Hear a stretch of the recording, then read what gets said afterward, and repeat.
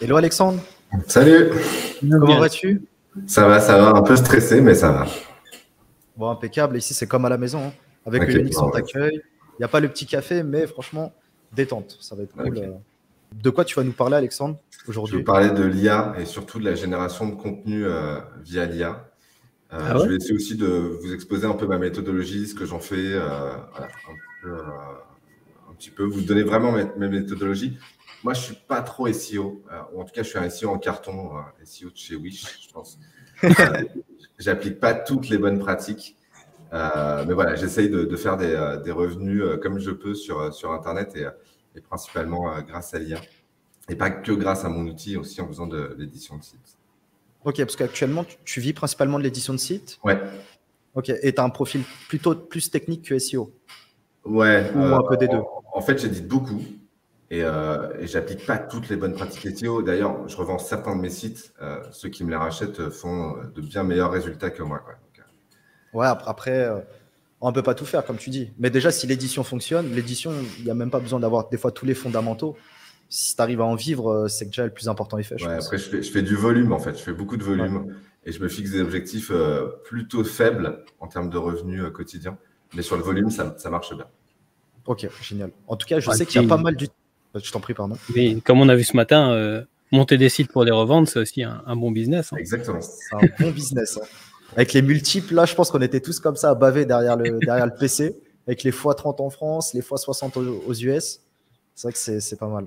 Et en plus, c'est vrai qu'Alexandre, on a pas mal d'utilisateurs qui sont là. Là, on est 230. On a de nombreux utilisateurs de ton outil.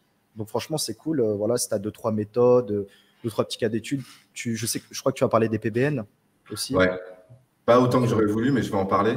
Les PBN, typiquement, ça rentre vraiment dans ce qu'on alimente en termes d'IA. Souvent, c'est des petits sites qui est juste là pour faire vivre un monosite. On n'y accorde pas beaucoup de temps et du coup, l'IA là-dessus, ça aide beaucoup. Ouais. On évite d'utiliser l'IA sur les monosites. Enfin, en tout cas, c'est ma façon de faire. Mais je reprends tout ça dans ma méthodo et j'expliquerai là où on peut utiliser de l'IA et là où il vaut mieux éviter, quoi. Ok, génial. Je t'invite à partager ton écran. Ok. Et après, on te laisse faire et on revient pour les questions-réponses. Ok. Allez, bonne Je conférence. vais me présenter. Donc, moi, je suis Alexandre Deltour. Je suis éditeur de site depuis 11 ans. En fait, un petit peu plus parce que ça reprend à peu près la naissance de mon premier enfant et il a fêté ses 12 ans aujourd'hui. Donc, j'en profite également pour lui souhaiter un bon anniversaire en live. Et donc, ça fait à peu près 12 ans que j'édite des sites et je suis créateur de la plateforme lescribouillard.fr depuis le 17 mai 2022. Donc, c'est encore tout récent et ça permet de générer des articles à partir de l'IA. Du coup, je suis aussi développeur à mes heures perdues sur du Python, sur du PHP, sur plein d'autres langages. Et donc, c'est ce qui m'a permis de créer la plateforme. Je vais juste reprendre ce que c'est la définition de l'IA et j'espère que je ne vais pas dire trop de bêtises parce que j'ai vu qu'il y avait Jessie qui était dans qui postait pas mal de commentaires pendant la conférence. L'IA, c'est techniquement un ensemble de systèmes qui tendent à imiter l'intelligence humaine et, pour reproduire des actions. Ça va un petit peu plus loin que l'automatisation parce que du coup, l'automatisation, c'est plutôt la simulation d'utilisateur, alors que l'IA, elle est plus autonome et généralement, elle est apprenante. Et du coup, elle essaye vraiment de reproduire ce qu'aurait fait le cerveau humain et pas juste de simuler des actions. L'IA, comment ça marche globalement? Donc, c'est vraiment comme le cerveau humain, en moins bien, heureusement. Ça reçoit une information, ça l'assimile et ça répond sur la base de ce que ça connaît. Alors, de ce que ça sait vraiment, de ce que ça croit savoir ou de ce que ça interprète. On le verra tout à l'heure, l'IA, ça marche bien dans certains cas où voilà, l'IA, elle est riche en informations. Sur d'autres sujets plus frais, ça marche beaucoup moins bien parce qu'elle a moins d'informations à donner. Alors, soit elle devient redondante ou soit elle dit vraiment n'importe quoi. On la trouve où, l'IA? On la trouve dans tous les objets connectés, les assistants vocaux, Alexa, Siri, OK Google, dans son smartphone quand on rédige un SMS, dans Gmail, dans les véhicules autonomes. Enfin, voilà, c'est un gros marché déjà aujourd'hui. Et en prévision, je crois à 2028, je ne sais plus où j'avais trouvé la source, mais c'est un marché de 300 milliards de dollars, donc un gros marché. Et le scribouillard est encore loin de ce chiffre d'affaires aujourd'hui. Mais en tout cas, on sait que demain, Il y aura de l'IA vraiment partout parce que ça permet de faire des choses incroyables. Au niveau des outils dispo, alors je vais citer un peu tous ceux que je connais et j'en oublie sans doute. Perroquet, Clister, ViteMonText, SEO TXL, que vous allez sans doute voir demain avec Sylvain Perronnet. Le Scribouillard qui est mon outil. Et puis on a Jarvis, Marcair, WriteSonic. Voilà, on a des outils FR qui commencent à se développer. On avait beaucoup d'outils US jusqu'à maintenant. Voilà, chacun fait pas mal de choses. Chacun a ses avantages. Il y en a qui sont de la rédaction assistée, c'est-à-dire qu'on peut voir le texte se générer en direct, on peut le modifier. D'autres sont totalement automatisés. C'est le cas du Scribouillard. C'est on appuie sur un bouton, on a l'article. Les résultats diffèrent aussi, mais ils conviennent à tout le monde. C'est-à-dire qu'il faut trouver le bon outil qui correspond à ce qu'on veut, in fine. Et là-dessus, on a vraiment beaucoup de panels.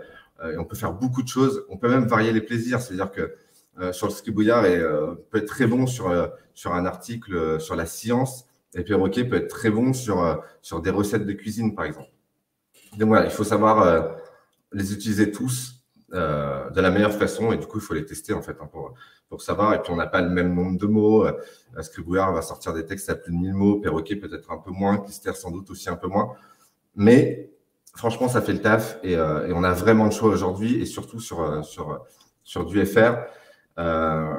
Il faut savoir qu'aujourd'hui, les 3/4 des outils marchent sur GPT-3 et OpenAI a permis d'interfacer avec GPT-3 de façon très simple.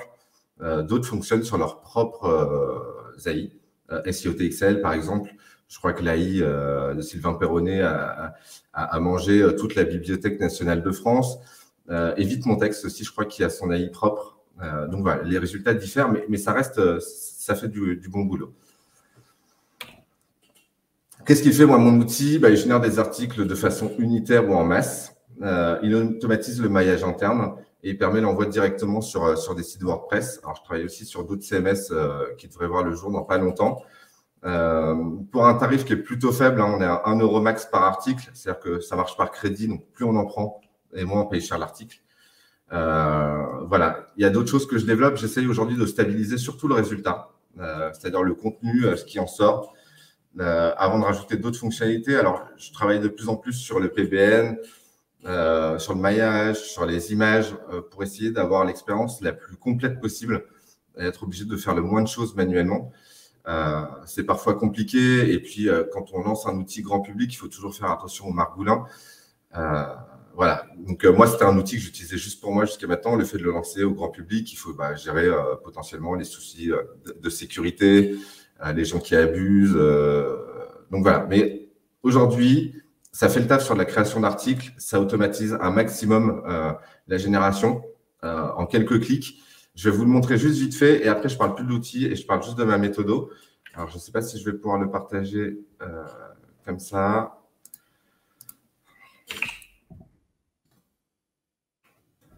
Ça a l'air de marcher. Globalement, on a quelques modes. Un mode normal qui permet de faire des textes de façon unitaire. On a un mode bulk qui permet de faire de la masse. On peut lancer jusqu'à 2000 articles et les envoyer directement sur son WordPress. Et puis après, on a quelques features sur le maillage interne ou sur le PBN qui permettent de faire d'autres choses. Voilà, c'était la dernière fois que je parlais du Scribouillard et maintenant, je vous parle de comment moi, je l'utilise. Donc, pourquoi utiliser l'IA dans l'édition de site? On va faire du concret. Moi, je le disais tout à l'heure, je fais surtout de la masse. Moi, j'édite des sites et le mieux, c'est de les monétiser. Et puis, quand je lance un site aussi, moi, je ne suis pas trop regardant sur ce que je souhaite en tirer. Moi, j'attends globalement 3 € de bénéfices nets par jour et par site, que ça soit sur la publicité, sur de la FI ou sur de la vente de liens. Et puis, en fonction de ses propres besoins, du coup, soit c'est un complément de revenu et on ne va peut-être pas chercher à faire 200 sites, soit on en vit. Et dans ce cas-là, il faut vraiment multiplier le nombre de sites pour faire des gros bénéfices tous les mois. J'ai donné un peu les ordres de mesure. Ça fait 90 € sur un site et ça fait sur 100 sites 9000 €. Et plus on augmente le nombre de sites, et plus il faut automatiser. Parce qu'il faut les alimenter tous et rédiger tous les jours, ça prend du temps. Et du coup, c'est là où moi, j'avais quelques problèmes pour alimenter tous mes sites. Moi, j'en gère environ 200 en permanence. Du coup, 200 sites à alimenter tous les jours, ça peut être compliqué. Ma méthode, moi, je vais acheter des noms de domaine et moi, je suis un acheteur compulsif de noms de domaine. C'est-à-dire que j'en achète 100 par semaine. assez facilement de l'expiré ou du neuf, même si j'ai une grande préférence pour les expirés. Pour la création de site, j'automatise au maximum. Je clone une trame qui est toute faite avec les plugins qui vont bien, un design un peu simple qui va bien, qui a des bonnes web perfs, etc. Et ensuite, je choisis mon orientation, j'analyse la CR, les tendances, les mots-clés. Je vais utiliser des outils Alloscan, par exemple, de Stéphane Madaleno, si je ne me trompe pas, qui est en alpha, enfin, et qui présente des super trucs, permet d'aller chercher des beaux mots-clés. J'analyse beaucoup et puis après, du coup, je thématise mon site, je choisis l'orientation et du coup, à partir de là, je suis capable de savoir ce que je veux en termes de contenu. Mon premier jet en termes de création de contenu, je crée toujours 30 articles minimum sur un premier jet. Et ça, c'est avant même que je le pousse dans la Search Console, avant que je pousse mon sitemap, etc. Je veux 30 articles. Parfois, je vais un peu plus loin, mais je fais 30 articles et je veux que tout ça, ça soit fait en 2 heures max. Et si c'est fait en 1 heure, c'est génial. Et du coup, je suis capable de faire entre 4 et 8 sites par jour. Je vous laisse le multiplier par le nombre de jours dans le mois, etc. Ça fait beaucoup de volume. Et tout ça, donc, du coup, il faut l'alimenter. Ce que j'appelle le fast-food. Si j'avais dû rédiger tous mes articles à la main sur chacun des sites, moi, je ne suis pas hyper rapide en rédaction et je pense que je ne suis pas le seul. Moi, pour rédiger un article, il me faut entre 30 minutes si c'est un sujet que je maîtrise parfaitement et sur lequel je suis inspiré, ou jusqu'à 1 heure, 1h30 pour rédiger un article. Si je dois le faire sur 200 sites, je n'ai pas assez d'une journée. Alors après, je peux faire appel à de l'offshore, faire de la rédaction FR, etc. Ce n'est pas le même coût. Moi, je suis hyper chiche dans mes créations de sites. Je dépense très, très peu. J'essaie de maximiser les revenus et du coup, de minimiser les coûts.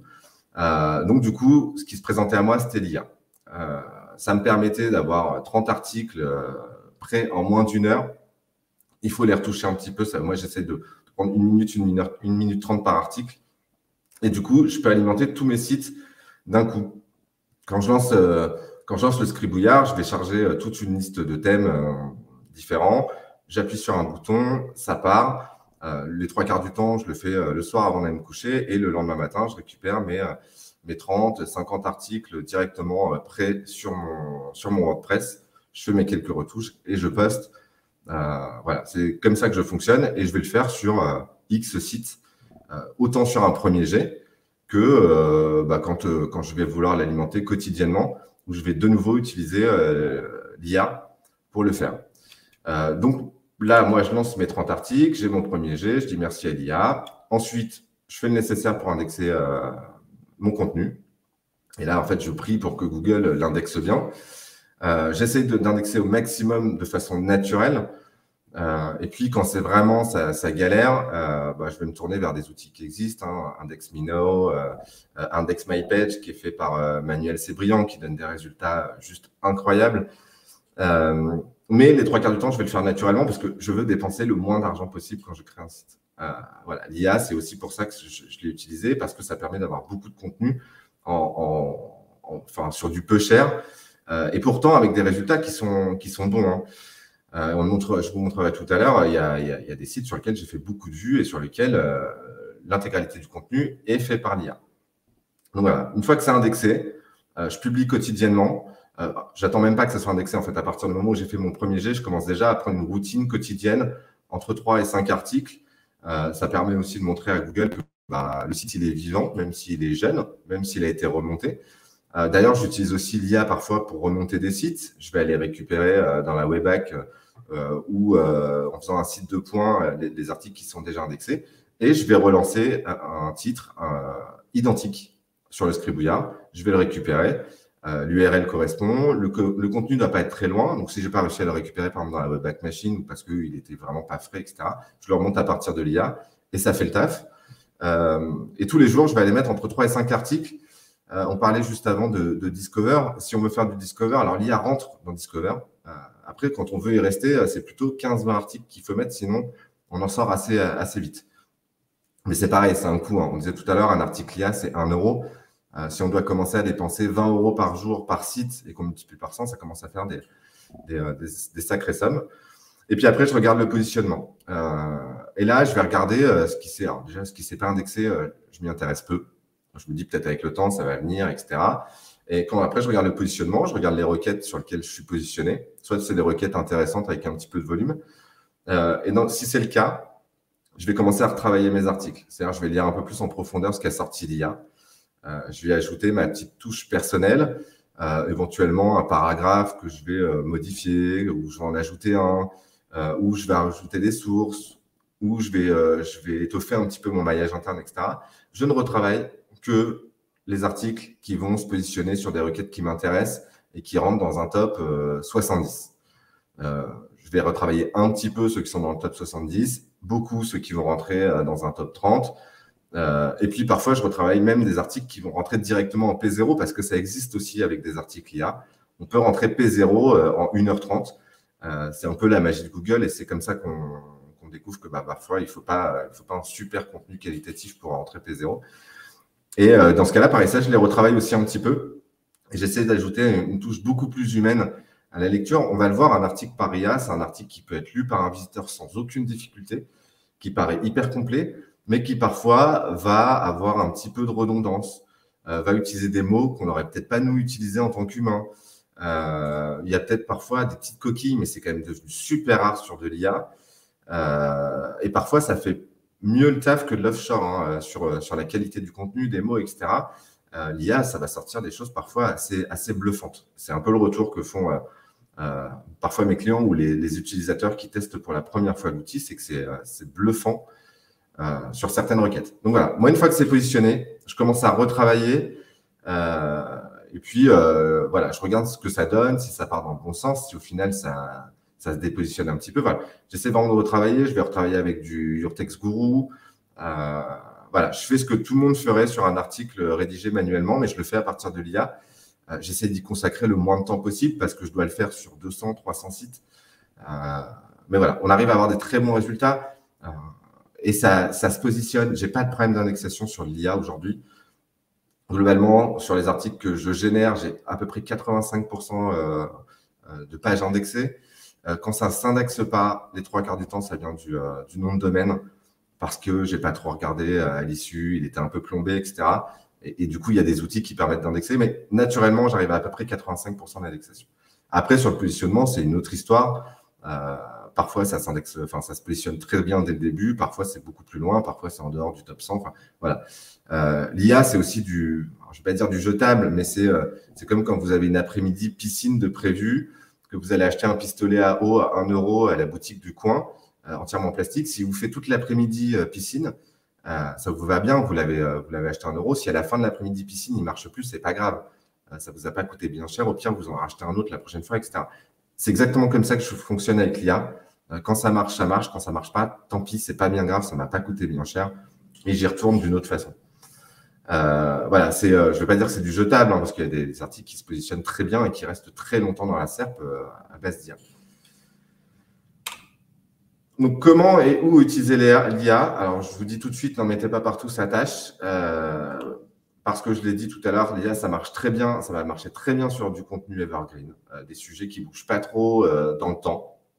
Si on fait comment réussir sa conférence à House of Business, il sait ce que c'est une conférence. Alors, il ne sait pas trop peut-être ce que c'est House of Business, quoique. Il va nous faire un super article qui va nous dire voilà ce qu'il faut préparer. Il faut préparer des beaux slides, il faut mettre une belle chemise, il faut être en interaction avec son public. Ça fait un super article. Il n'y a quasiment rien à retoucher. Sur du contenu local, le fameux plombier de Versailles, ça va aussi sortir des trucs qui sont super bien. Ça marche bien. On peut même le dupliquer et faire une sortie en bulk sur le Scribouillard en mettant plombier de Versailles, Paris, Brest, Dijon, Marseille. Ça sortira à chaque fois un contenu différent, mais qui marche très, très, très bien. Et sur l'événementiel, étonnamment, même sur la finale de Roland Garros, pour ceux qui me suivent sur Twitter, vous l'avez vu, j'ai fait beaucoup de vues sur le prix des places à Roland Garros. Ça se passe bien. Pourquoi? Parce que Roland Garros, c'est un truc qui arrive tous les ans. Donc, l'IA, elle connaît très bien Roland Garros. À la limite, quand on génère son article, ce qu'on a à changer, c'est souvent les dates du tournoi, parce qu'elles changent d'une année à l'autre. Aller se renseigner sur le prix des places. C'est-à-dire, on va changer, ça va nous dire 292 € pour le tarif de la finale en sortie d'IA, parce qu'elle aura repris le prix qui était vrai en 2020 ou en 2019, et il faut l'adapter à un tarif de 2022. Ça prend 10 secondes.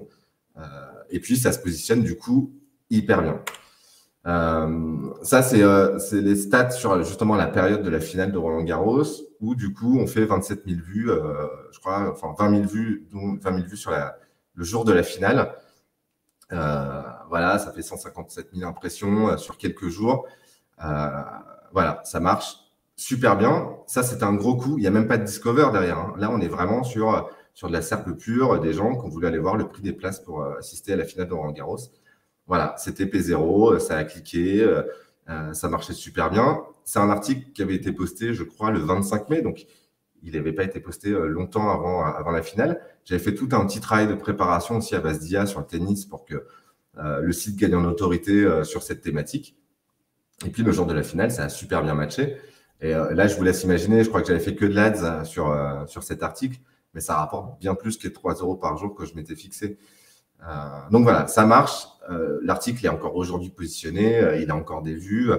Ce site, il fait toujours plus de 1000 vues par jour de mémoire. Voilà, ça se positionne super bien. Il y a un côté chance, il y a un côté aussi toute la préparation qui est faite en amont, le fait de donner un peu d'autorité au site sur une thématique. Mais là, ça a marché nickel. Si on fait de l'Evergreen, je vous parlais tout à l'heure de comment faire une belle présentation pour une conférence. Voilà ce que ça donne. C'est du brut. Alors, je ne vous ai pas tout mis parce que c'est un article qui fait plus de 1000 mots et ça aurait été illisible sur le slide. Mais voilà comment ça se présente. Il y a une introduction, il y a un premier H2 qui est soigner votre apparence. C'est ce que j'ai essayé de faire là maintenant tout de suite. Ça vous fait un texte qui dit une bonne présentation repose sur plusieurs critères. Tout d'abord, il est important de soigner son apparence. En effet, vous serez jugé sur votre look et votre attitude. Ne jugez pas trop vite. Et voilà, ça fait des textes qui sont très très bien. Quand je vous dis ça vaut de l'offshore, ça vaut de l'offshore. Ça fait des phrases qui sont plutôt courtes. On va retrouver pas mal de mots-clés. C'est plutôt optimisé SEO. Donc le premier H2, c'est soigner votre apparence. Le deuxième, c'est utiliser des slides clairs et professionnels. Et le troisième, c'était organiser votre discours. Et puis je crois qu'il y avait les suivants H2, c'était interagir avec son public, etc. Donc c'est de l'Evergreen, ça. Présenter une conférence, l'IA, elle se nourrit d'infos depuis 20-30 ans. Elle sait ce que c'est qu'une conférence, elle sait ce qu'on cherche, ce qu'on veut. Elle répond à des intentions. Enfin, voilà, ça fait un contenu hyper cool, hyper bien. Il n'y a pas trop de redondance. Je n'ai pas trop relu le texte, hein, mais là, je vous laisse le consulter. Voilà, ça fait des listes à puces. Enfin, tout ça, c'est fait de façon… Ça, c'est généré en 1 minute 30. Il ne faut vraiment pas l'oublier. C'est 1 minute 30 de génération. Donc, ça passe super bien, c'est de l'Evergreen, ça match, ça reste longtemps, ça se positionne et ça, c'est top. Sur l'événementiel, c'est un peu le côté surprise. Ce soir, a priori, il y a Alicia Keys qui se produit à Paris. Et j'ai tenté de faire un article sur le concert d'Alicia Keys le 7 juillet 2022 à Paris. Moi, j'ai fait une requête en disant concert d'Alicia Keys le 7 juillet 2022 à Paris. Et je crois que j'avais rajouté à l'accord Hôtel Arena. Pourquoi ça fait un article qui vaut le coup ? Parce que l'IA, elle connaît Alicia Keys, c'est pas la petite artiste qui se produit dans les bars de Châteauroux tous les premiers samedis du mois, c'est une star internationale. Donc l'IA, elle est nourrie à base d'Alicia Keys. Elle connaît l'accord Hôtel Arena. Je lui ai donné une date. Voilà. Elle nous dit Alicia Keys revient en France le 7 juillet 2022 à l'accord Hôtel Arena de Paris pour un show exceptionnel. Ça commence super bien. Après l'apparition de son dernier album en 2016, c'est sans doute vrai, je ne crois pas qu'elle ait sorti d'album depuis. La chanteuse revient avec un nouvel album. Ça, à la limite, on fait du fact-checking, on regarde est-ce que c'est vrai, est-ce que son dernier album date de 2016, est-ce que l'album qu'elle va présenter là, aujourd'hui, en concert, c'est bien celui qui s'appelle Alicia. Si c'est pas vrai, on change vite fait. D'ailleurs, son dernier album, il est de 2019, et puis son album, il s'appelle pas Alicia, on change tout ça, ça passe super vite. L'artiste américaine, elle a 37 ans, elle a peut-être pas 37 ans, peut-être que l'info qu'a pris l'IA, elle date de 2019. Pareil, on regarde vite fait, on va voir quel âge elle a aujourd'hui, on modifie vite fait. Mais l'air de rien, ça donne une super base pour un article. On a ses récompenses. Donc, du coup, on a pas mal de contenu et de sémantique qui tournent autour d'Alicia Keys. Les gens qui vont chercher, ça peut tomber dessus. Si derrière, on a un peu d'affiches sur de la billetterie pour des places de concert, etc., on a juste à placer son petit lien, son petit article, son petit paragraphe à soi. Et zou, c'est parti, quoi. Et derrière, on a 1000 mots qui sont sortis en 1 minute 30 et on a juste à compléter un petit peu avec ce qu'on veut, lui donner l'orientation qu'on veut, faire son petit maillage interne si on a besoin de faire du maillage interne. Et c'est parti. Et c'est là où l'IA, elle apporte beaucoup de plus-value. C'est que tout ça, ça sort en 1 minute 30. Donc voilà, C'est le petit truc. Donc, voilà, ça marche aussi sur l'événementiel, sur des trucs qui sont connus. Si on prend un tout petit artiste ou un artiste qui vient juste d'éclore aujourd'hui, ça va pas marcher. Ça va faire de la bouillie et franchement, il y aura tellement de travail à refaire sur l'article que ça en vaut pas le coup. Mais sur une star internationale qui se produit à Paris, easy, ça passe sans problème. Du coup, l'IA, ça facilite quoi? Ça facilite un premier jet sur un site. Voilà, on va pouvoir faire un premier jet. Puis en plus, ça va permettre la création du contenu récurrent, publié tous les jours. Je l'ai dit tout à l'heure, en mode bulk, on peut créer beaucoup d'articles qui passent en brouillon sur un WordPress. Si on utilise la fonction pour la planification, c'est nickel, hein, on sort directement sans article, on en prévoit 3-4 par jour en planifié. On n'a plus besoin de retoucher pendant plusieurs jours son site et puis on a juste à regarder comment ça fonctionne. On laisse vivre pendant quelques jours et puis après on s'alimente à partir de la Search Console pour savoir c'est quoi les prochains articles que je vais publier. Mathieu le montrait tout à l'heure, on regarde les requêtes, on analyse les requêtes, on regarde les positions. On se dit tiens, je rentre déjà sur une requête qui est peut-être pas hyper naturelle pour mon article. Hop, je vais faire un article qui répond vachement mieux à la requête. Et on crée un peu de sémantique autour d'un thème et on devient une autorité sur le thème. Voilà, ça facilite vraiment la publication tous les jours. Et puis la maintenance d'un PBN, c'est des petits sites qu'on monte où on rechigne souvent à mettre du contenu. On ne veut pas payer pour un PBN. Les 3 quarts du temps, on fait les articles nous-mêmes. On n'y passe pas beaucoup de temps. Quand on est sur l'IA, on peut vraiment planifier de nouveau. PBN Maker, qui est une fonctionnalité qui va sortir sur le Scribouillard, qui devait sortir avant la conf, mais que je n'ai pas eu le temps de mettre en place. On choisit un article sur son moné-site, on choisit ses sites enfants, on met un thème qui correspond au truc et ça fait le maillage entre les sites enfants et le moné-site. Voilà, ça, c'est une fonctionnalité qui, je pense, va aider beaucoup de gens parce qu'on crée tous des gros PBN, parce que ça nous apporte de la visite et ça nous apporte du flux, du trafic, etc. Mais on rechigne quand même vachement à s'en occuper parce que c'est pas ce qui rapporte de l'argent, quoi, même si ça y contribue. Donc, du coup, l'IA, c'est génial sur ce type de site où on ne veut pas consacrer ni temps ni argent, même si ça nous rapporte. Et puis l'IA, c'est totalement inutile sur du contenu trop frais. Galtier au PSG, par exemple, ça ne sert à rien d'y penser. Elle a beau connaître Christophe Galtier et connaître le PSG, elle ne saura pas faire, elle ne va pas connaître le contrat. Voilà, il y a plein de choses. Elle n'est pas encore nourrie à base de ces informations. Et du coup, quand elle ne sait pas, vous verrez que du coup, elle a tendance à faire du divinatoire. Alors, j'espère que ce n'est pas vrai, parce que je vous montrerai tout à l'heure l'article qui est sorti quand j'ai demandé Galtier au PSG. Et du coup, ça marche pas. Et là, on est clairement soit dans la fake news, soit on est dans un truc qui est totalement faux et on s'en rend compte dès les premières lignes de lecture. Donc, du coup, on perd toute autorité, en tout cas auprès du visiteur. Et puis, pour les pages transactionnelles, ça marche pas non plus, hein. L'IA, c'est pas une spécialiste du copywriting. Alors, je sais que certains sur Jasper arrivent à faire des super trucs. Typiquement, GPT-3 fait pas des super trucs. En tout cas, le Scribouillard est incapable de vous vendre correctement un produit. Donc moi, franchement, j'évite de l'utiliser sur du transactionnel et clairement, j'évite de l'utiliser sur du moné-site, à part sur des pages secondaires qui sont juste là pour drainer du trafic, quoi. Et puis, c'est inutile pour faire de l'hyper qualitatif.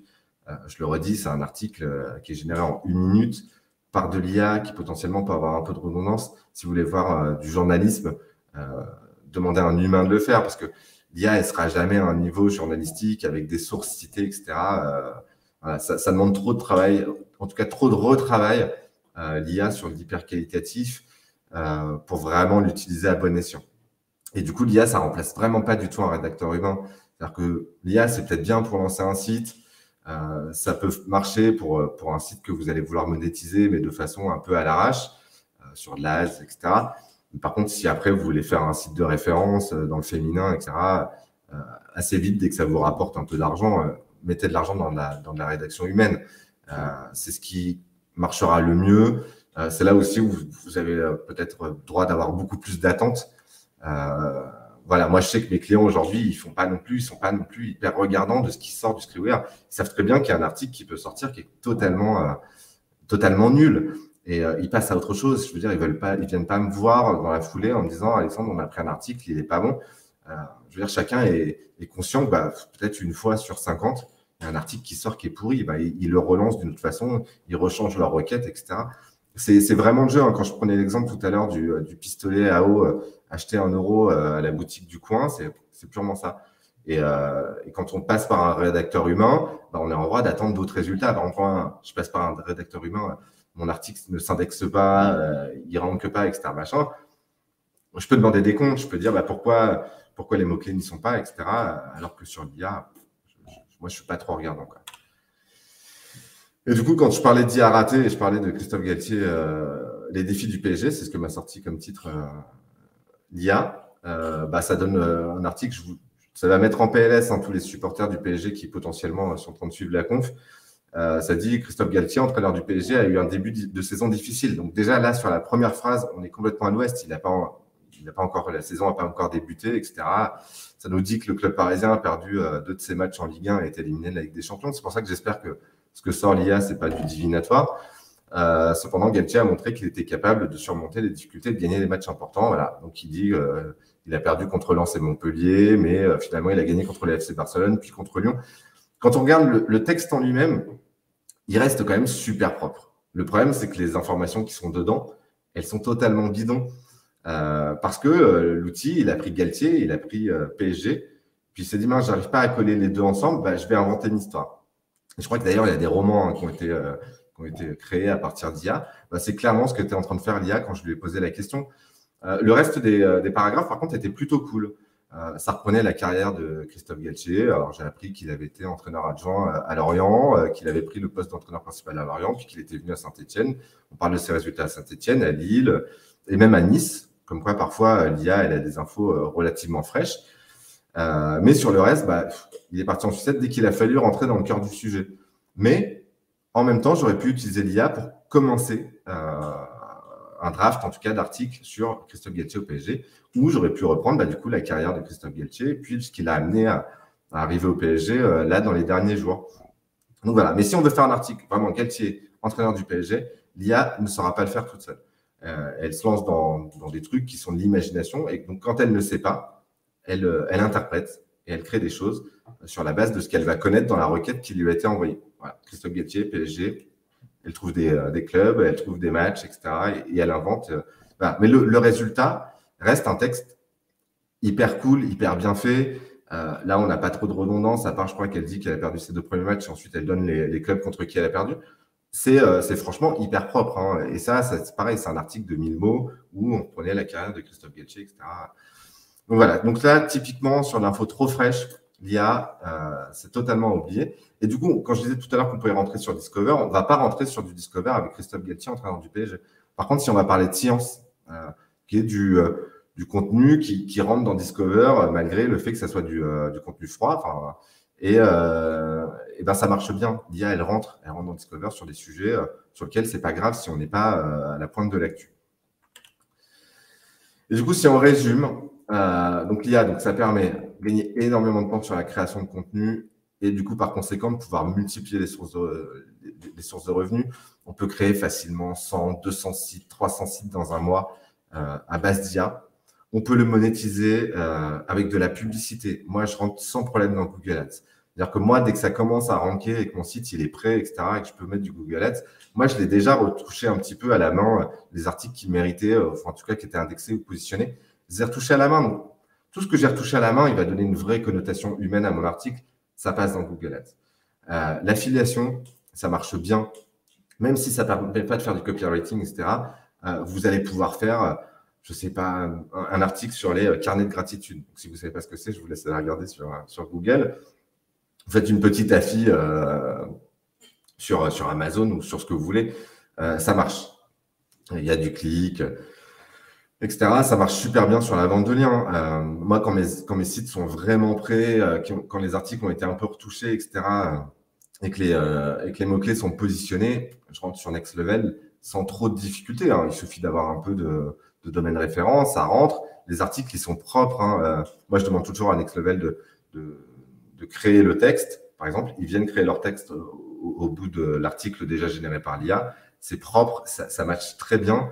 J'ai jamais eu de retour, j'ai jamais eu eu besoin de rembourser un BL qui avait été positionné. En tout cas, ça se passe. Et puis, il y a des gens qui ne veulent pas monter des sites, mais qui en ont besoin pour leur PBN, etc.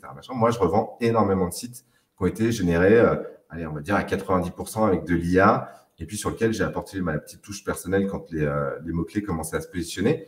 Et moi, je les revends. Alors là, je donne des chiffres et là, vous pouvez le voir. Globalement, je revends mes sites entre 300 et 8 000 euros.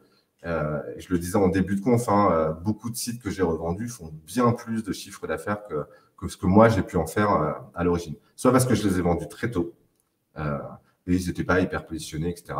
Soit parce que moi, je ne suis pas un spécialiste du SEO et que les autres étaient bien meilleurs que moi et du coup, on réussit à générer beaucoup plus de revenus. On le voit, du coup, on le disait en début de conférence, il y a un potentiel business sur des sites montés à base d'IA, revendus au bout de 6 mois. Moi, celui vendu 8 000 euros, il est parti globalement au bout de 6 à 8 mois. Et là-dessus, j'ai fait une super plus-value parce que, en plus, moi, j'ai la chance de ne pas payer hyper cher mes articles générés par IA. Donc voilà, ça permet vraiment de gagner énormément de temps et puis de faire énormément de volume. Et dans ce volume créé, il faut aussi se dire qu'il y a du déchet. Moi, j'estime aujourd'hui à environ 35% le nombre d'articles, peut-être même un peu plus que 35%, mais c'est à peu près la norme, 35% des articles générés qui ne serviront à rien. Soit parce qu'ils ne s'indexent pas, ils font partie des quelques-uns qui ne vont pas s'indexer, soit parce que les mots-clés positionnés sont mal positionnés ou alors ils sont positionnés sur des requêtes qui ne vont pas apporter beaucoup de volume. Mais je l'accepte parce que si ces 35% de perdus, on les ajoute au prix d'un article sur le Scribouillard, finalement, ça fait un article toujours pas très cher. Donc, on peut même se dire, même si 50% ne servent à rien, ça reste toujours un article à moins de 2 euros. Donc, voilà. Et puis, en plus, plus on en achète, plus on en génère et moins ça coûte cher. Et moi, aujourd'hui, j'ai des clients qui vont générer 400, 500 articles par jour et sur lesquels on a négocié typiquement les prix de l'article et ça leur coûte beaucoup moins cher. Et là, ils sont vraiment pas regardants. Ils vont en jeter beaucoup, mais c'est pas très grave. Et donc, voilà, il y a un vrai business à faire autour de l'IA.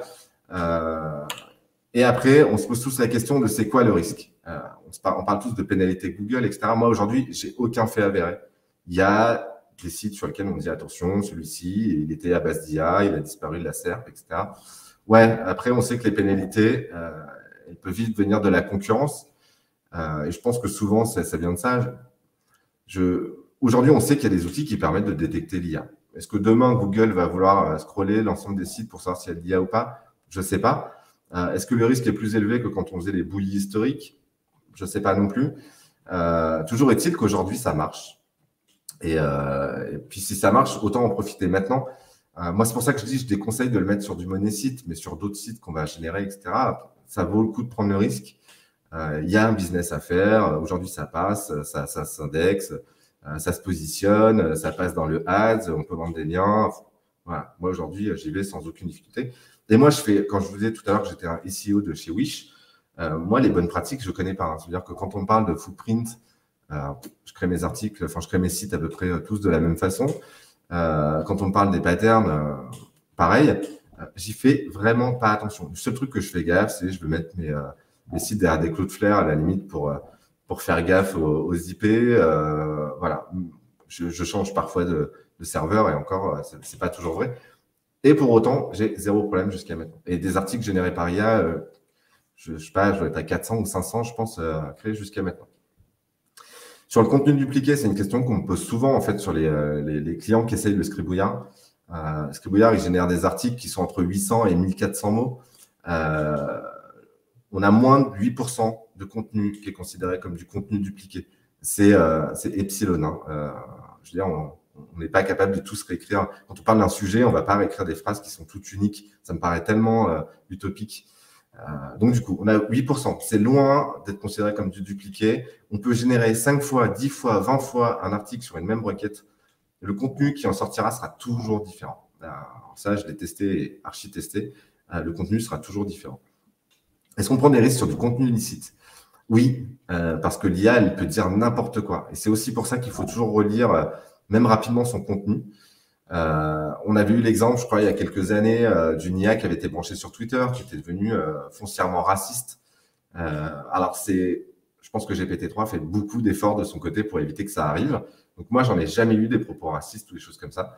Par contre, on peut se retrouver avec du contenu parfaitement légales dans d'autres pays et qui ne le sont pas en France. Je vous donnais un exemple, la marijuana. Ça m'est déjà arrivé de taper un article sur la cigarette électronique et puis, dans un paragraphe, l'IA me dit, bah voilà, avec la cigarette électronique, il ne faut pas hésiter à combiner avec un peu de marijuana, etc. Machin. Ok, donc moi je suis en France, donc c'est totalement illégal. Dans d'autres pays, ça pourrait très bien passer, mais en France, c'est illégal. Je retouche mon article, je supprime le chapitre, enfin le paragraphe en question, ou alors carrément je refais un article. Il faut le dire, dans la fonctionnalité bulk du Scribouillard, il y a la possibilité de publier en live. Il y a une alerte, je crois, dessus, parce que je l'avais mis en place pour un test pendant le Google Black Day. Je pense même que je vais retirer cette fonctionnalité, parce qu'il faut vraiment l'utiliser à bon escient. La publication en live, ça peut être fait quand on a un site en local et qu'on veut diffuser tout de suite parce il y a zéro risque.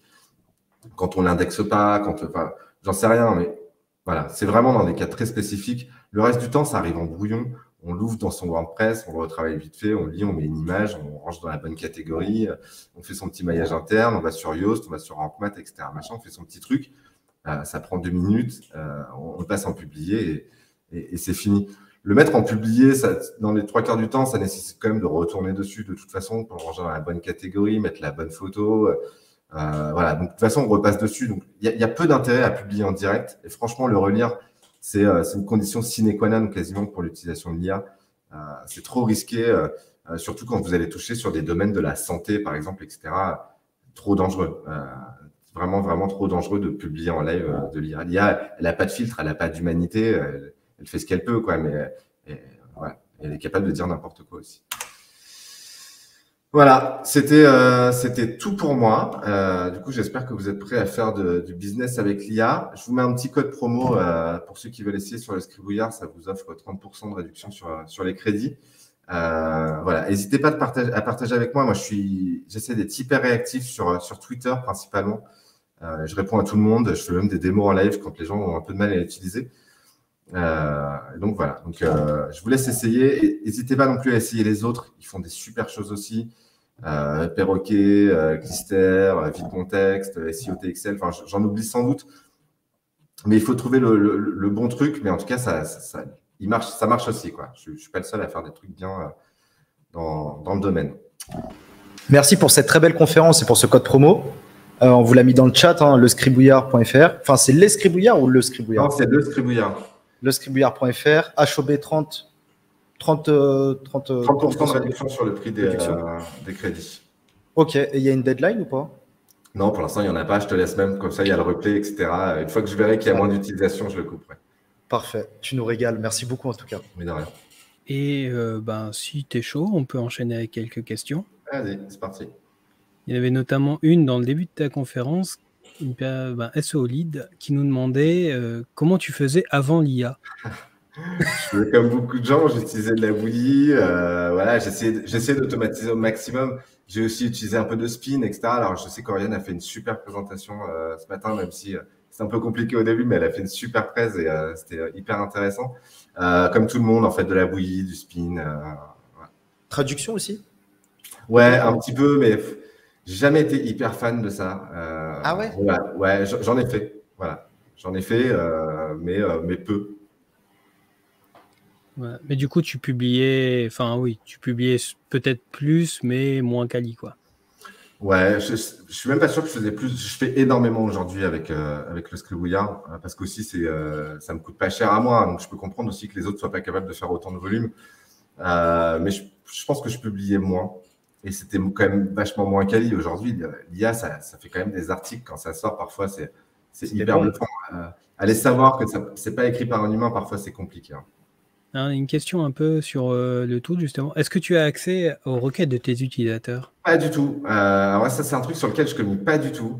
Et il y en a plein qui parfois ont des difficultés, etc. Et moi, je ne peux pas les aider, pas plus que ça. En fait, les 3 quarts du temps, je leur demande de me faire un Google Doc avec ce qui est sorti, par exemple. Parce qu'en fait, je crypte quasiment tout ce qui rentre en base de données. Que ça soit, par exemple, quand on branche son WordPress, je n'ai pas l'URL. Dans le contenu, je n'ai pas le contenu. J'ai potentiellement une idée je suis capable de savoir tel utilisateur a généré autant d'articles. Ça, oui, je suis capable de le faire.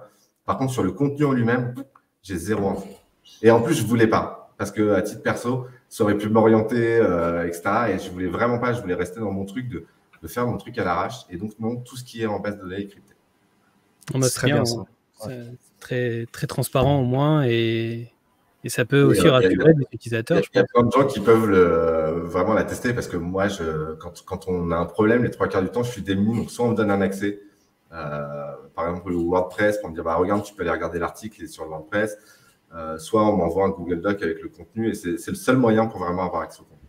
Et en plus, moi, je le découpe par paragraphe. Enfin, ça serait trop compliqué de remonter un article que j'ai stocké en BD. Oui, après, tu aurais pu stocker le titre, enfin l'appel. Non. Le titre généré, mais. Non. Le seul truc sur lequel je peux potentiellement avoir des retours, c'est sur le nom des articles aujourd'hui quand on fait du maillage interne. Mais parce qu'aujourd'hui, c'est pas crypté, mais demain, ça sera crypté parce qu'aujourd'hui, on teste l'utilisation.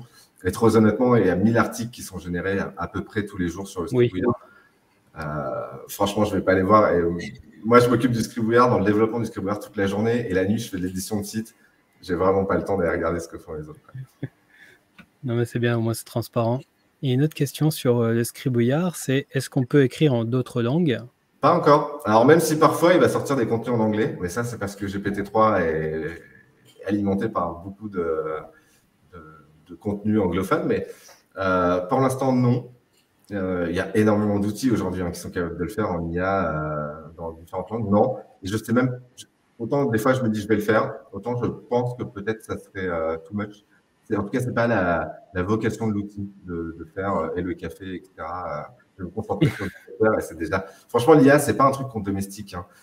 C'est un truc qu'on essaye d'apprivoiser, mais voilà, c'est assez compliqué déjà juste de sortir du contenu quali en FR. Donc, je sais pas si je me lancerai demain sur d'autres langues. D'accord. Alors après, il y avait des questions encore un peu sur les techniques, là, de Johan.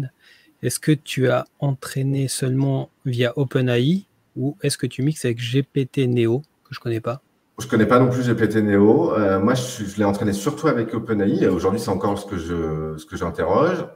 J'ai beaucoup travaillé mes prompts, qui sont du coup ce qu'on envoie à OpenAI pour avoir le résultat. J'ai aussi beaucoup travaillé ce qu'on appelle le fine-tuning, qui permet du coup de vraiment créer un peu son IA apprenante à partir d'OpenAI. Derrière, j'ai aussi des outils un peu de sémantique qui tournent. J'ai un script Python qui tourne à chaque fois sur de la sémantique. J'ai un score de répétition qui tourne aussi. Alors, même si parfois, il y a quand même de la répétition, mais j'ai un score de répétition qui permet d'éviter et de dire à l'IA, arrête-toi, tu es en train de répéter 5 fois la même chose, c'est bon, ça sert à rien. Et aujourd'hui, ce score, il est encore apprenant, donc il a encore des difficultés, mais il sera sans doute à maturité assez vite. Mais voilà, moi, je travaille avec OpenAI. On en avait discuté avec Sylvain Perronnet, je crois, quand on avait fait oui. la dernière discussion chez toi, Romain. Et je pense que je me tournerai peut-être vers son AI un jour ou l'autre pour essayer d'avoir un outil qui soit vraiment du FR, quoi. Voilà. Mais aujourd'hui, j'essaie vraiment de stabiliser les résultats du Scribouillard et puis après, on verra comment le développer autrement. Bien sûr, hein, c'est un outil qui est encore très récent. C'est un bébé. Et ben, il y a une autre question du Johan. Donc, est-ce que tu effaces les traces pour qu'on ne détecte pas ou moins que c'est de l'IA? Non, c'est ce que j'ai dit tout à l'heure. Moi, j'y vais en brut. Je fais très peu attention. Il y a des choses qui sont hyper facilement identifiables. Voilà, on voit que c'est. Moi, en tout cas, j'en génère tellement que je sais qu'il y a des débuts de phrases, par exemple, qui sont propres à l'IA. Oui.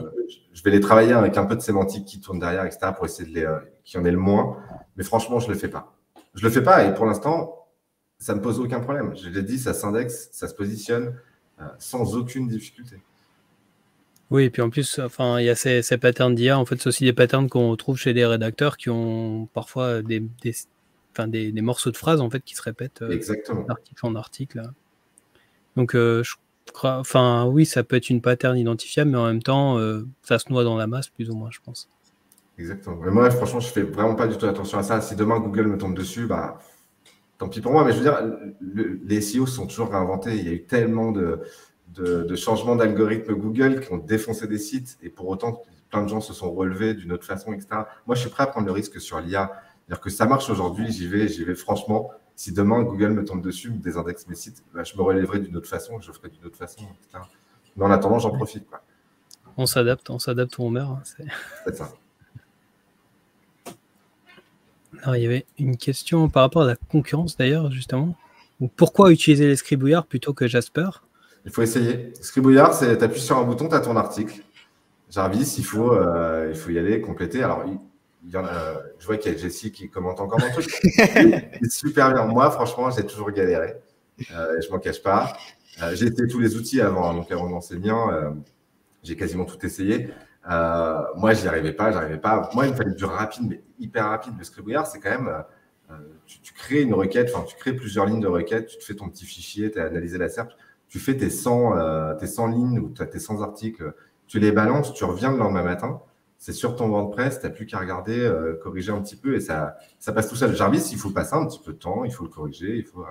voilà. Donc voilà, moi, c'était pas fait pour moi, ça me demandait trop de travail, alors que là, on clique sur un bouton et c'est parti, quoi. Il y avait d'ailleurs toute une discussion tout à l'heure dans le chat quand tu évoquais le fait d'utiliser pour du remplissage plutôt, enfin pour du PBN, et de ne pas l'utiliser sur les monésites ou en copywriting. Et voilà, certains disaient justement Jasper était peut-être plus adapté pour le copywriting. Je pense qu'ils ont des squelettes qui sont propres à ce genre de contenu. Et moi, j'ai essayé, hein, il faut vraiment trouver le bon prompt qui va marcher pour tous les produits, etc. C'est vraiment pas simple. Je le disais, hein, franchement, le domestiquer, c'est impossible. Essayer de l'apprivoiser, essayer de trouver les trucs qui marchent à chaque fois. Voilà, c'est beaucoup de travail. Moi, avant de lancer le Scribouillard et avant de même le lancer pour moi, c'est des milliers d'euros dépensés chez OpenAI pour réussir à trouver les bons prompts, etc. Voilà, avec du déchet, mais par milliers, quoi. J'imagine. Alors, on va enchaîner. Une petite question encore sur l'outil. Une feature pour choisir sa catégorie dans WordPress. C'est prévu, la catégorie et l'auteur. C'est prévu là vraiment très, très, très rapidement. Je pense que d'ici la fin de la semaine, ça sera en prod. Ouais, je pense qu'il y en a qui vont être contents. Alors, plus sur l'aspect business, combien de sites tu lances par jour? Parce que tu disais que tu achetais 100 noms de domaine par semaine. Je suis un acheteur compulsif de noms de domaine. Je sais même, aujourd'hui, je suis incapable de dire le nombre de noms de domaine que je possède. J'avais fait une base de données et encore, je ne suis même pas sûr que ce soit à jour. Combien de sites par jour en moyenne? Allez, on va dire 8. Mais comme je passe aussi beaucoup de temps sur le Scribouillard, parfois c'est moins. En tout cas, mon objectif, c'est plutôt ça. Je me crée aussi un peu des fermes ABL, etc., à base d'AI. Voilà. Mais ouais, 8 sites en moyenne par jour. Ouais, c'est déjà énorme. Ouais, c'est beaucoup. Ouais. Et puis en plus, après, il faut repasser un peu, faire une repasse rapide. Ouais, exactement. Alors, j'enchaîne un peu là. Comment sont gérés les H2 à la suite du title? C'est pas du vrai random. Dans la façon dont j'interroge OpenAI, je demande aussi de me sortir des titres qui ont une vocation SEO. Typiquement, ça peut répondre à une PA, ça peut répondre à tout. Donc, c'est pas du vrai random. C'est un truc qui a une vocation à faire du SEO. Donc, voilà. Dans ce que je balance à OpenAI, je lui dis pas juste sors-moi un titre. Je lui dis sors-moi un titre sur lequel potentiellement il y a du volume de recherche, quoi. D'accord. Et tu vas, non, tu fais pas d'interrogation pour savoir s'il y a du volume. Après, c'est plus dans un peu comme un squelette, quoi. Ouais, mais l'IA, elle est capable de savoir. Hein. Demain, tu demandes à OpenAI, dis-moi, voilà, quel est le titre de l'article qui génère le plus de vues sur telle thématique. L'IA, elle est capable de te le sortir. Donc, elle a cette connaissance. Hein. Ouais, vraiment très forte, cette IA. Est-ce que tu as une API Non, c'est une question. Non, ouais, mais c'est pareil, c'est dans les tuyaux. Dans les tuyaux? Ouais, parce que moi, ça m'aiderait bien aussi sur certains trucs. Dans ce qui est prévu à date, mais je donne plus de date en fait sur les features parce que c'est parfois compliqué de les tenir. Ouais. L'API en fait partie. Le fait de pouvoir gérer directement dans son WordPress, ça veut dire de ne pas être obligé de passer par le Scribouillard, mais de passer directement dans le plugin Scribouillard, de taper sa requête, de récupérer son article dans son WordPress. C'est prévu. La gestion des images, qui aujourd'hui est déjà présente, mais c'est quand même assez compliqué d'aller interroger des banques d'images, d'avoir un résultat qui est cohérent. Tous ces petits trucs-là, ils sont prévus. C'est vraiment… je travaille avant pour moi, parfois que pour les autres. C'est parce que moi, je sais que moi, ça me saoule d'être obligé de retourner, de choisir mon image, ma catégorie, mon auteur, etc. Et du coup, je sais que ça va aider aussi plein de gens. Et donc, l'API, ouais, en fait partie. Ok. Que de news, API, plugin. Le plugin, il existe déjà, mais aujourd'hui, il permet juste de réceptionner en automatique sur son WordPress et de faire le maillage interne. Mais demain, il fera d'autres choses. Génial. Alors, et est-ce que qu'est-ce que tu en penses pour les fiches produits? Ou est-ce que peut-être tu vas développer quelque chose Ouais, je suis en train de le faire. Alors, j'ai la chance, ma conjointe, elle a un magasin physique et du coup une boutique en ligne. Donc, on travaille là-dessus. Elle est dans le jouet, donc du coup, c'est un sujet qui est sympa. Aujourd'hui, c'est pas ouf sur les fiches produits, soit parce que ça va inventer des trucs. Je prends le dernier exemple où on a fait un test, c'était sur un Tipeee pour enfants. Il avait inventé et la dimension, et la couleur, et la matière, parce qu'il ne savait pas. Et du coup, l'hiver. Et en plus, le monde du jouet, c'est un monde aussi un peu particulier, mais comme d'autres, c'est que ça change vite. Du coup, en fait, il n'a pas encore l'info pour ce produit-là en question. C'est aujourd'hui comme l'iPhone, tu vois, si tu fais une requête pour l'iPhone 13 sur le Scribouillard, il va te dire ce qui est prévu en termes de fonctionnalité ou ce qu'on estime qui va sortir sur le prochain, mais il te dira que c'est le prochain iPhone. Il est capable de te parler de l'iPhone 12 facilement, mais le 13, il est perdu. Donc, sur de la fiche produit, soit tu fais du vieux produit et ça va marcher. Soit tu es sur du produit récent et ça va pas beaucoup marcher. Mais en tout cas, on y travaille. Par contre, c'est capable de faire, quand ça marche, ça fait des jolis trucs avec les caractéristiques techniques, avec des avis clients parfois, alors qui sont parfois des faux, mais qui ont l'air de vrais. Voilà, donc ça marche bien, mais c'est pas encore assez fiable aujourd'hui. Le jour où j'aurai 75% de taux de réussite sur de la fiche produit, je ferai de la fiche produit. Aujourd'hui, c'est pas clair. Du coup, il faut un peu l'alimenter. Puis des dimensions matière, il faut lui donner plus d'infos. On peut se prendre une ou deux dernières questions. Vas-y. Alors, comment tu organises concrètement pour revendre des sites? Alors, je ne sais pas si c'est vraiment important dans ton business, mais c'est un procédé que j'ai vraiment du mal à comprendre, car tu n'as pas vraiment de garantie, sauf si tu fais une sorte de contrat. Après, je pense que la personne qui achète, elle le sait. En fait, déjà, je ne vends pas sur les plateformes. Les 3 quarts du temps, je fais un petit tweet. Je dis, les gars, je me sépare de quelques sites. Si ça vous intéresse, venez en DM. On échange, on partage l'URL. Je n'ai aucun problème avec ça. Et puis après, je fixe quasiment jamais de prix. Je laisse la personne me faire une offre. Si l'offre elle est correcte, j'y vais. Sinon, voilà. Après, demain, la personne elle me dit, moi, je sais que quand je le file, je ne vends jamais un site qui n'est pas indexé, par exemple, à au moins 85%, sur lequel il n'y a pas déjà des keywords qui sont positionnés. Ceux qui ne marchent pas, je ne les vends pas. Hein. Je les garde, je ferai un PBN, je ferai un truc, je ferai une redire 300, j'en sais rien. Je me créerai du BL avec, mais je ne les revends pas. Ce que je revends, c'est un truc où potentiellement, il y a un potentiel. La thématique ne m'intéresse pas des masses. J'estime que quelqu'un d'autre ferait mieux que moi, machin. Mais quand je revends un truc, souvent, ça marche bien. Okay. Je ne prends pas trop de risques et je ne fais pas de contrat. Petite dernière question. Si tu fais 8 sites, est-ce que tu récupères les mots-clés à l'arrache, genre SEMrush, console ou autre, ou tu as une technique en particulier? Je fais tout. Sur les mots-clés, tu sais, je peux très bien aller sur les intentions Google, sur le suggest, aller voir les PA. Enfin, je fais tout. Je regarde un peu l'actu, je regarde comment ça se comporte, je regarde les tendances. Je regarde ce qui se fait aux US aussi parfois parce que c'est un bon indicateur de ce qui pourrait arriver chez nous. Et après, je lance. Je regarde ce que me sort le Scribouillard. Soit ça me paraît hyper cohérent et avec du potentiel, soit je recommence. Ok. J'ai pas de vraie technique. Quand je vous dis que je fais du SEO à l'arrache, je fais du SEO à l'arrache. Ouais, c'est au feeling, instinctif plutôt. Exactement. C'est ça qui est bon. Et tu ne demandes pas à l'IA de te donner des mots-clés? Bientôt. Quelque part, elle le fait. C'est-à-dire que quand tu tapes quelques mots et que tu lui laisses le choisir, elle va toujours s'orienter par ce qui devrait bien marcher. Hein. Et puis après, il n'y a plus qu'à rebondir. Et puis après, c'est le travail d'après. Hein. Le premier jet, c'est un premier jet sur un site. Hein. Après, on analyse la Search Console. Et là, les mots-clés, on les a. Hein. Voilà. Vous avez tous la technique. Plus qu'à aller sur le Scribouillard, profiter du code promo. C'est clair. Et juste, petite question, est-ce que tu as un dashboard en interne pour la gestion de tes sites ou tu passes par un web editor bis? Pas du tout. Je gère tout à l'arrache, mais vraiment à l'arrache. Ça veut dire que j'ai ma liste de sites, j'ai un tableau Excel un peu plus évolué où je sais la dernière fois où je suis passé dessus, etc. Enfin, je développe ma base de données et j'ai mon petit outil interne en mode SaaS, mais qui est purement interne, où je sais la dernière fois que je suis passé. Je sais à quelle date le dernier article que j'ai planifié, il va tomber. Donc, je sais à quelle date je dois revenir dessus, etc. C'est comme ça que je gère. Et après, je fais du check position, je regarde les positions, je regarde comment ça évolue, etc. Mais à l'arrache. Ouais, mais comme quoi, c'est pas nécessaire. Trop de préparation tue la préparation. De toute façon, je voudrais fermer. Plein de fois, hein, j'essaie de m'organiser. J'ai du ClickUp, j'ai des trucs, j'ai plein d'outils partout. En fait, j'utilise bien une semaine et puis après. Ouais, ça me fait penser à moi. Ouais, pareil, j'allais dire exactement pareil. Après, c'est bien d'aller à l'essentiel. Plein de préparation, est-ce que c'est nécessaire pour ranker? Déjà, si tu fais ranker, tu fais du pognon.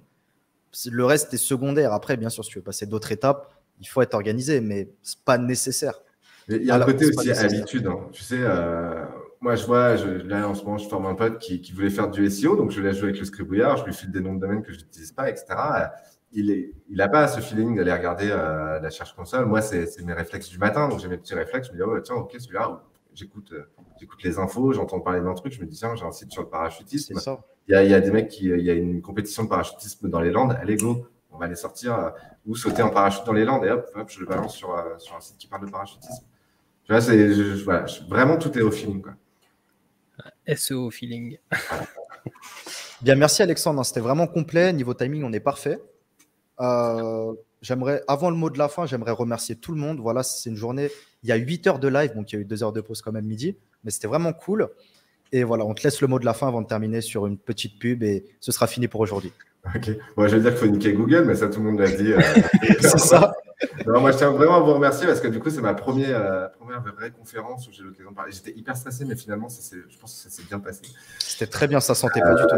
Voilà, c'était hyper cool. Moi, j'invite franchement, alors moi, le Scribouillard, en dehors d'une super expérience et d'un business qui marche plutôt bien, et je ne le cache pas, c'est une super expérience humaine. Les gens, si vous voulez me contacter sur Twitter, c'est là où je suis le plus réactif. Faites-le, on échange, on parle. Enfin, je vous dirai exactement comment je fais. Je fais des partages d'écran pour montrer aux gens mes petits tips et tout. Il ne faut vraiment pas hésiter. Et voilà, merci beaucoup. En tout cas, moi, j'ai adoré tout ce que j'ai vu. J'ai suivi depuis ce matin. J'ai trouvé ça super top. Franchement, génial. Il n'y a eu que des très belles confs. Hein. Je serai là demain à 9h pour voir Sylvain Pernet qui va sans doute reparler d'IA. Yes, c'est possible. Qui fait des trucs super, qui est hyper accessible aussi et tout. Et du coup, franchement, le line-up est génial et c'était vraiment top d'y participer. Bah, merci Alexandre, franchement, c'était cool. Merci Eunix pour ta co-organisation. Voilà, c'était top et rendez-vous demain à 9h. Voilà, prenez soin des vôtres, passez une bonne soirée, reposez-vous bien.